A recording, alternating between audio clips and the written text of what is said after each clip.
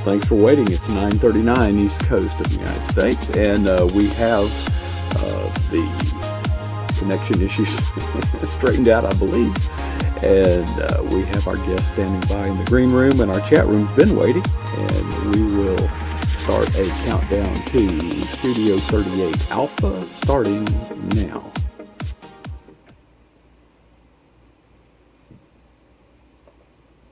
Okay, we're back. This is pjnet.tv. Sorry to keep you waiting. We did actually do a dry run earlier today with a first-time guest, and everything went so well. Aren't you?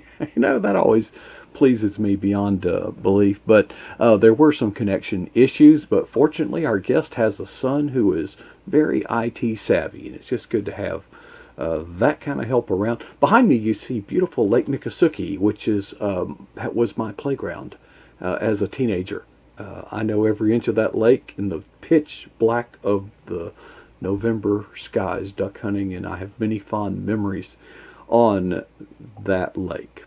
Well, folks, we have a first-time guest I'd like to introduce you to, and I guess in my hurry to get connected and get something downrange, I forgot to actually bring her in to the studio.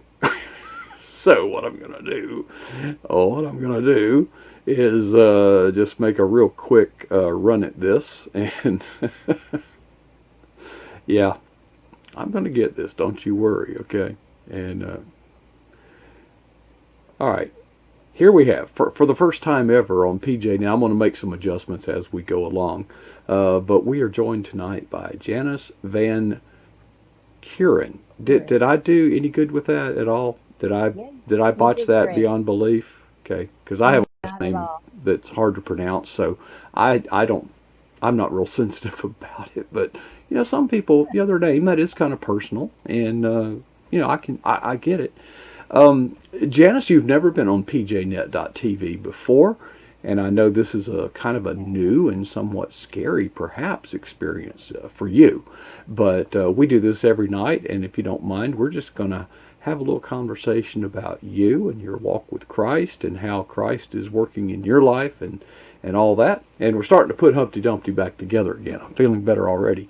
Our brand new Studio 38, you are the second guest to appear in this studio who, assisting me with the construction of this studio, was Sunbelt Girl, our associate producer. Janis, we met.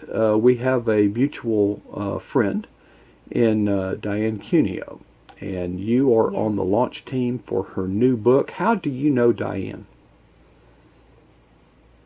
I know her through Facebook, and I had seen her on there, and I saw that she was going to be launching her book, exploring the Book of Solomon and Song of Solomon, and so I wanted to help, and I volunteered to be on her launch team. So that's how we really met a little bit more personally than just being friends on Facebook. Now, just the other night, a few of the team members got together, and we all zoomed in together, and you were able to jump in on that, and we talked about the book reveal and the book trailer, and excitement is one word, but the thing that I've noticed about writers and authors is that they're so passionate about their work, and it's not because in most cases they're anticipating gobs and gobs of money. It's because they feel the direction from the Lord to write and publish what they have written. And you've kind of got the writer's itch, don't you?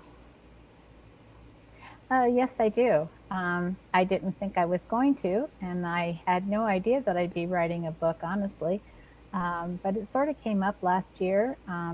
It came up during the pandemic or just before it was starting to hit the rest of the country, but that wasn't what prompted me. I had a friend who I knew from blogging, and she's a writing coach, and she is very expertise in her area, and so she had invited me to join her to write a book proposal, and it was a 90-day program. Her name is Ann Croker. And she's pretty well known for her book proposal course. So I said, well, I don't know. And I kept putting it off and putting it off because I really didn't have an idea of what the Lord was leading or if he was leading me to be writing a book. So I gave it some consideration, and then the Lord would send me these little messages. I'd be reading a post on in my email, and something would be from Girlfriends for God or something like that. And I'd look at it and I'd go, oh my goodness, that's saying exactly what I need to hear. And so I would, I'd sort of jot that down and mention it to her, and she'd go, yeah, I think he's moving you. And I go, well, I'm not convinced yet. So we went through this I had a few more days until I had to make my final decision. And when I finally made it, it was because God gave me a scripture that said, it was from 1 Peter 4:10, and said, as each has received a gift, use it to serve one another as good stewards of God's varied graces. And so I said, that's it. I guess I'm being called to do this. And that was sort of how the journey began, to write the book that I'm writing now. But God had prepared me by giving me a background in journalism and working in the professional world in public relations, and it was interviewing people. So that was what I was real familiar with, and he took that, and even when I was in the Christian world, I edited and did a newsletter for our Christian community, and I interviewed people about their walk with the Lord and how they came to the Lord and all of that. So God just dovetailed that in with this, and he has me writing a devotional. It's in process right now. Stories of 30 women who God has touched their lives in particular ways, and the women, I interviewed them personally, and so I know most all of them personally.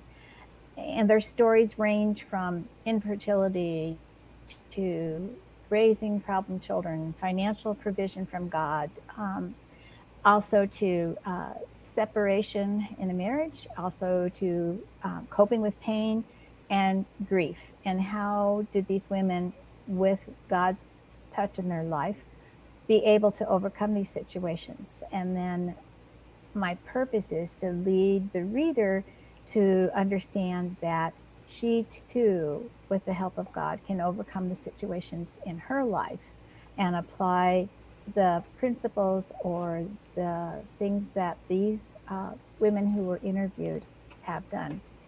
And the working title right now for the book is God's Fingerprints on Women's Hearts. And so it's in, as I said, it's in process right now. So, Well, Janis, right. if you're new to writing, you sure have set the bar pretty high for your first work.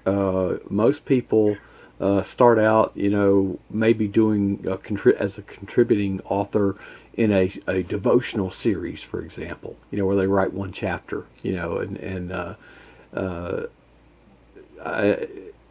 but no, you're taking on some of the toughest issues, some of the toughest things that life can hurl in our path that are devastating for many. Yes. But I think it's safe to assume that these women that you talk about were at the end victorious in overcoming the challenges. Yes, they were victorious in overcoming them. Not every situation worked out the way they had prayed and hoped it would. Some of them did. So it's a real life look at women's lives.